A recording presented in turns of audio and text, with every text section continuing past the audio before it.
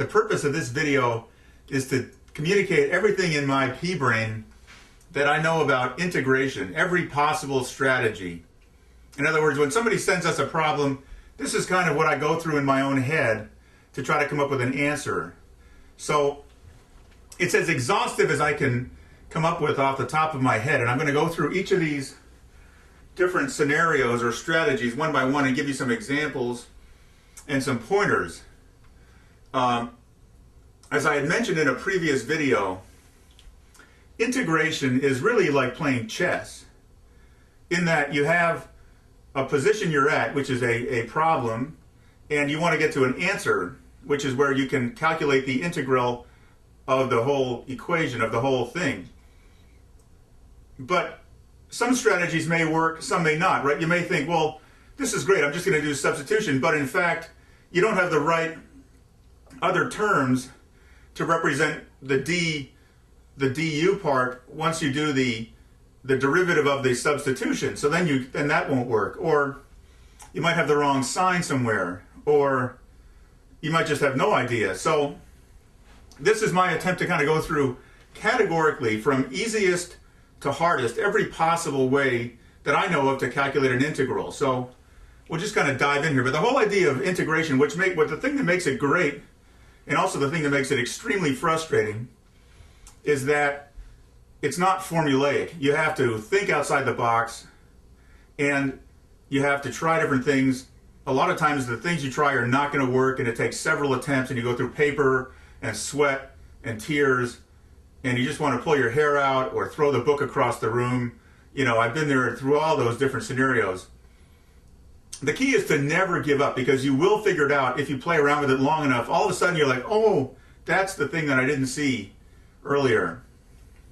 So it's like chess. You have to, before you invest the time in one particular solution, before you put the pencil on the paper, if you can kind of project out in your head all the different moves and whether or not in fact it's going to work out, then you can save yourself a lot of time. So that's what I want to help you to do with this video.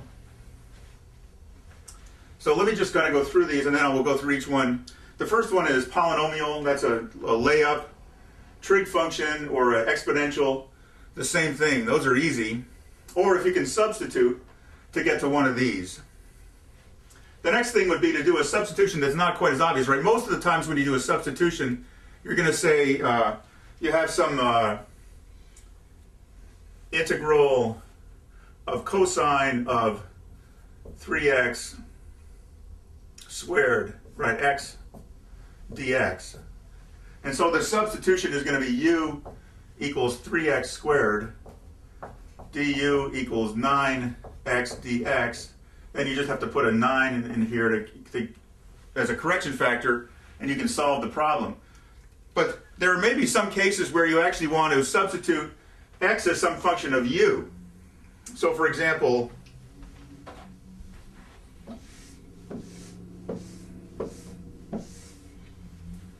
see if I can think of something off the top of my head. Integral of square root of x, square root of, well, I don't think I'm going to come up with anything really good here, but I should have done more research before I turned on the camera.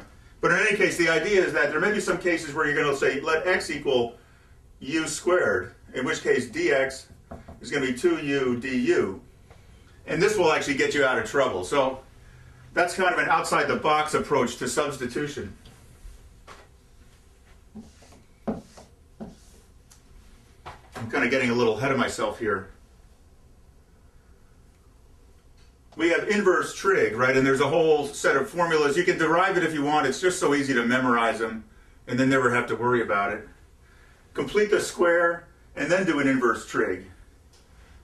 Usually this is going to be obviously in the denominator. Parts or parts recursive. So sometimes there are a few different problems where after a couple iterations of parts, you get back what you started with. And then you have an equation. You have, this is what I started with equals, this is what I started with plus some other stuff. and then you can make an equation for the answer. Partial fractions, we've gone through that extensively in some recent videos. And then last but not least, is it a calculator allowed problem? So on the AP test in particular, there are some integrals that are just unsolvable because it doesn't matter, because you're allowed to use a calculator to crank out the answer. Now this really is only relevant in the case where you have to find a definite integral. So now, let's go through these and we'll give a few examples. The first three aren't even worth talking about because they're so simple. Substitution also is pretty simple, right? So we have integral of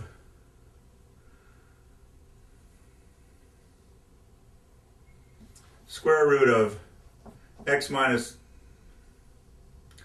squared minus 4 dx, right? So we don't have a ready answer for this, but we can say let u equal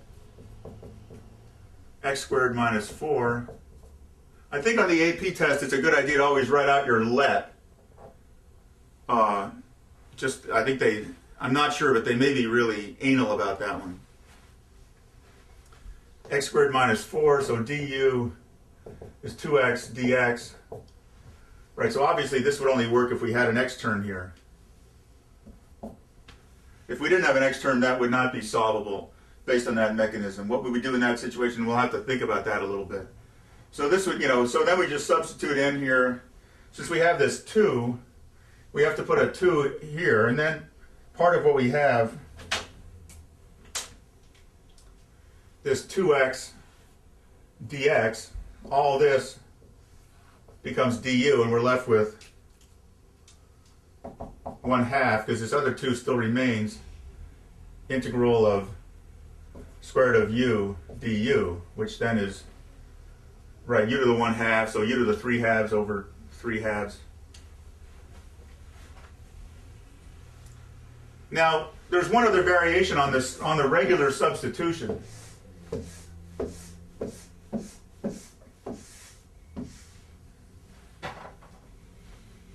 Let's say you have a problem like this.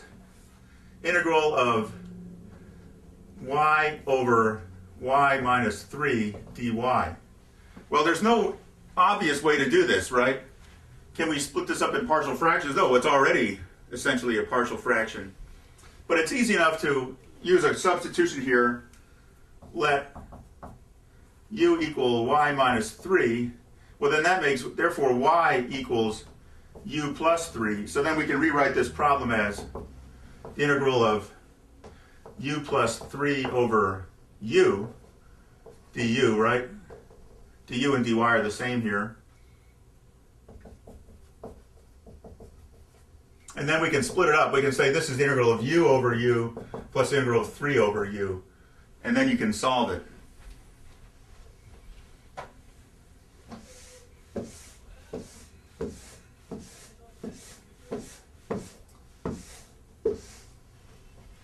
So now the next thing is inverse trig, right? So we have something that's like integral of c over square root of x squared minus 9 dx, where c is a constant. Then there's an inverse trig formula that applies here. I don't remember them off the top of my head, but I highly recommend you take the 10 minutes to just memorize them. And memorize them in the form of integral of 1 over square root of x squared minus a squared. It's a lot more useful because I think the answer then is like sine to the minus 1 of x over a, or it might be cosine, I don't remember, but memorize them in this form. Now sometimes you may not just be given something that automatically fits this pattern.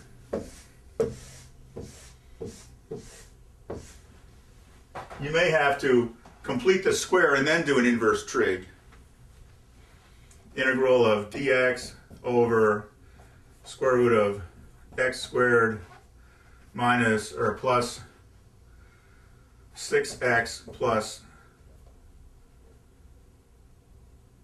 I don't know, 3. Let's try that. Now, it's easy to make a problem that's unsolvable, so let me see if this is going to actually work. So the thing to recognize here, what we don't have here is a plus b, the quantity squared, right? We have some other polynomial. But we can say that this is the same as x squared, so there's 1 over square root of x squared plus 6x. Now if this were a perfect square, a plus b squared, x squared plus 6x, we would have this term here is 2ab, right? A is 1, so the b term here would have to be 3, and then 3 squared is 9, so plus 9 would be completing that square. But then we added 9, we have to subtract 9, and we still have the 3 here. So then this becomes the integral of 1 over square root of x plus 3 squared minus 6. And then we just say u equals x plus 3, and then we apply the formula. I don't know which one this is. So, and then obviously the a term is going to be square root of 6, based on our x squared minus a squared formulation.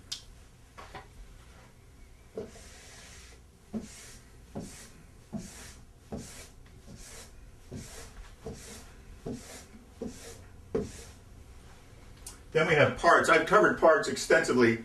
Essentially, when you have parts, what you're given is something 1 over some polynomial you can factor.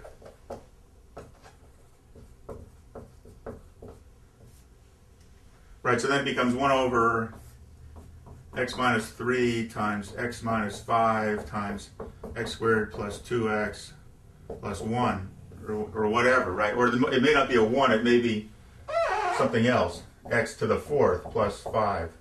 Whatever. And then we just split it up. So we say this is equal to a over x minus 3 plus b over x minus 5 plus c over x squared plus 2x plus 1. Now are we done here? Let me change this to, just so that it's not a perfect square, to make this x squared plus 2x plus 2.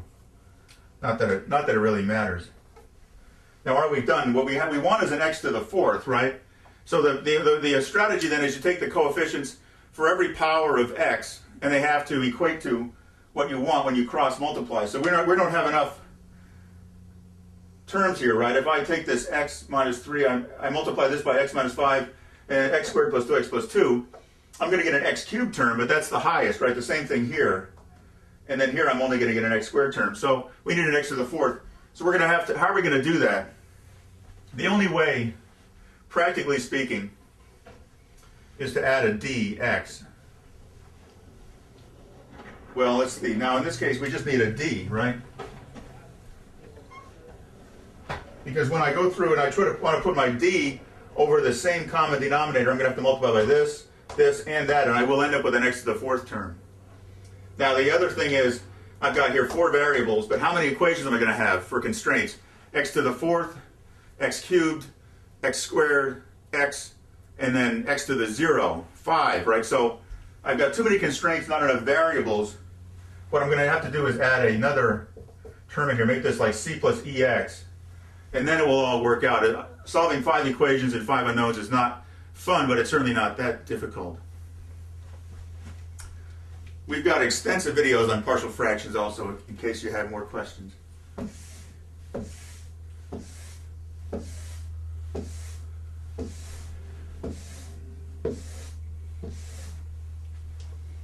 Then we have,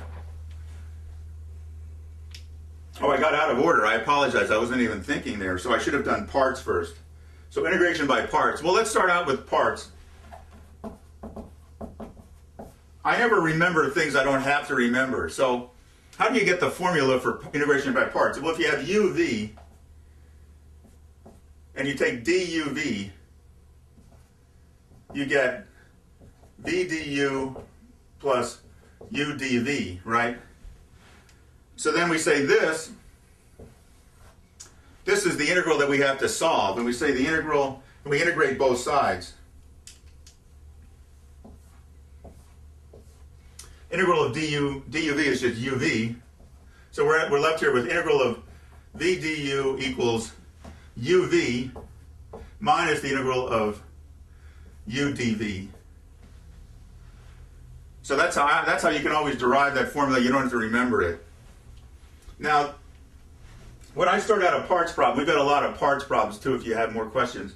What I do is I say let something equal u, something equal v.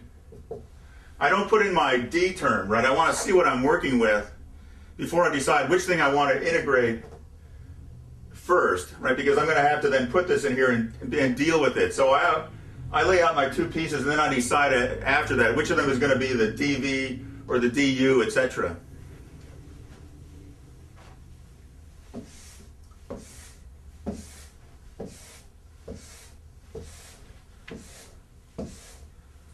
Then we have another situation, a little bit more complicated, where you have multiple iterations of parts.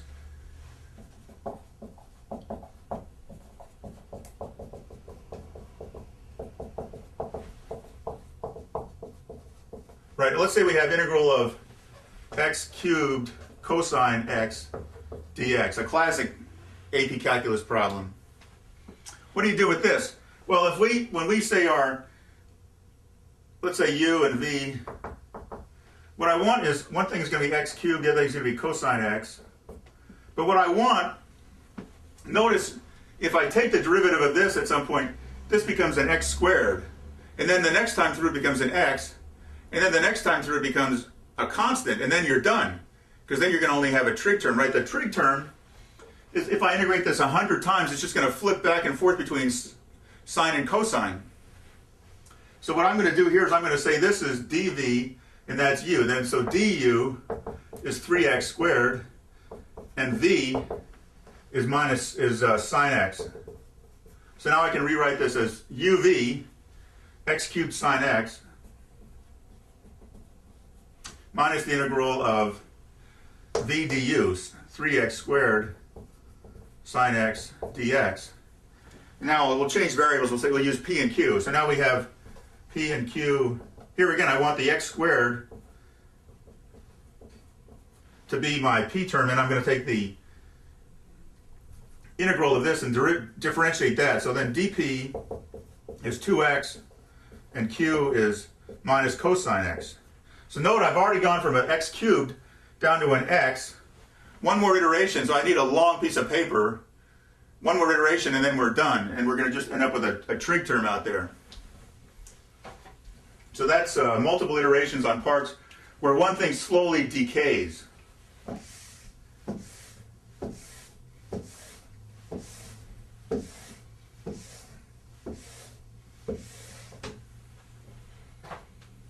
The next variation of that is parts where it's recursive. The classic problem there, integral of e to the x sine x. What do we have here? What we do, we use parts. So we'll let u and v. And notice with e to the x, the nice thing about e to the x is it's unchanging, right? It stays the same no matter how many times you integrate or differentiate it. And the trig term just flips back and forth. So what I can say then is dv, so then du is going to be e to the x, and v is going to be minus cosine x. So now I can rewrite this as uv, so minus e to the x cosine x, minus the integral of v du. So we've got a minus, we'll make that a plus, integral of e to the x cosine x dx. Well, now we just apply the same thought process again. P and Q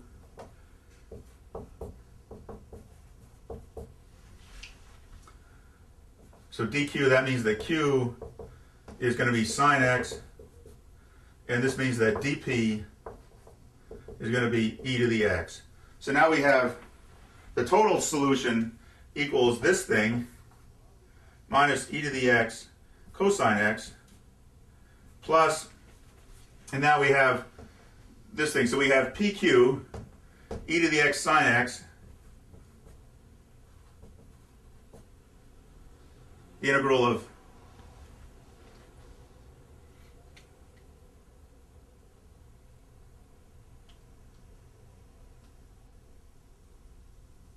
what am I missing here?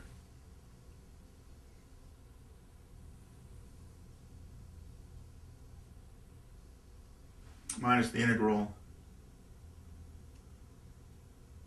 Oh, I see what I did here. I screwed up. Duh.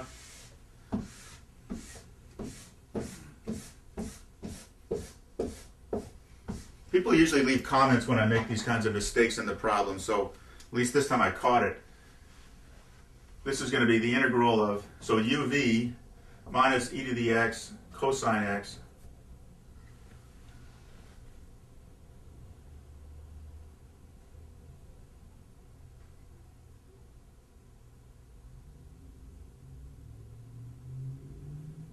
plus the integral of, well, it's the same thing, right?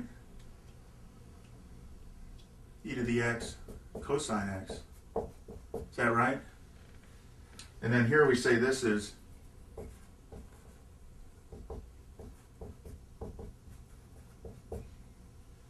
okay, so dq and p. So here was my mistake. So dp is e to the x.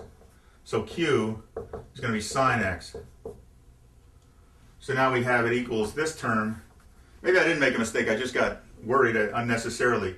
Minus e to the x cosine x plus pq e to the x sine x minus the integral of q dp e to the x sine x. Well, now wait a second. We have an equation here. We have this thing equals all of this, right? This term, if we were to fill in the left-hand side of our equals at every step, we have this thing equals this. Well, this piece is the same, right? This is e to the x sine x. This is what we started with. So we can say we have 2 integral e to the x sine x is going to be this, right? E to the x sine x minus e to the x cosine x. And then we just say that this thing, we just divide by 2. And that's the answer. So it's kind of recursive. I don't know of any other special recursive ones, but that's a classic problem.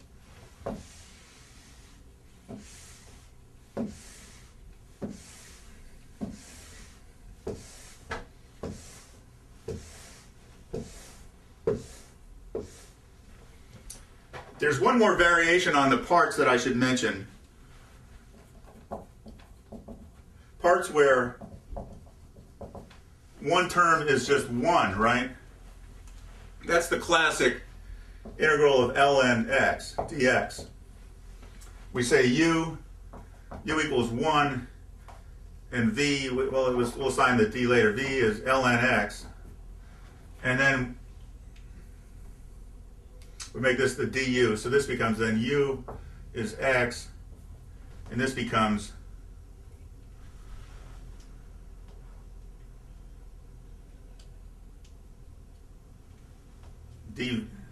dv, what's the derivative of ln x? 1 over x, right? So then we have it equals uv x ln x minus integral of u dv x over x dx. So it's x ln x minus, this is just 1 minus x.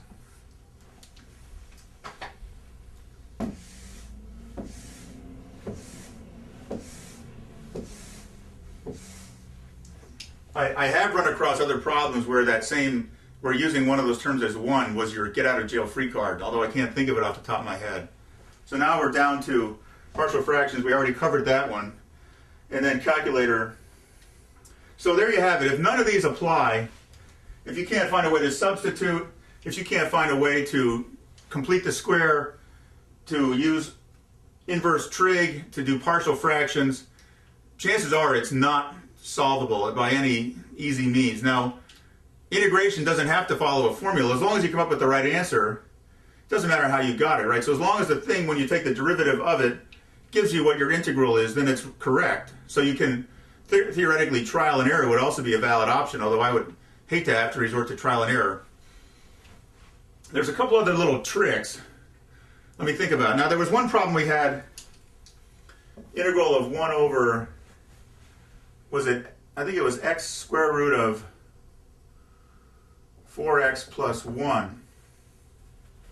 And it turned out we made a number of substitutions, but you always think that the part of the problem that takes up the most space is like the central part, right? But it turned out in this case, this actually was after the correct substitution, this was all part of the du term, and that this little x, we added and subtracted the same thing. We did some other sort of algebraic manipulation, and this then actually we turned this into an inverse trig. Well, sort of. Or we turned it into a polynomial with a radical. I don't remember, but anyway, it's deceiving, right? The x actually became the majority of the answer. This actually was the du term. So never hesitate to add and subtract 1 or multiply and divide by the same number. As long as you do that, it's always valid. Okay, send all your problems to solve@midnighttutor.com. Don't give up. Good luck.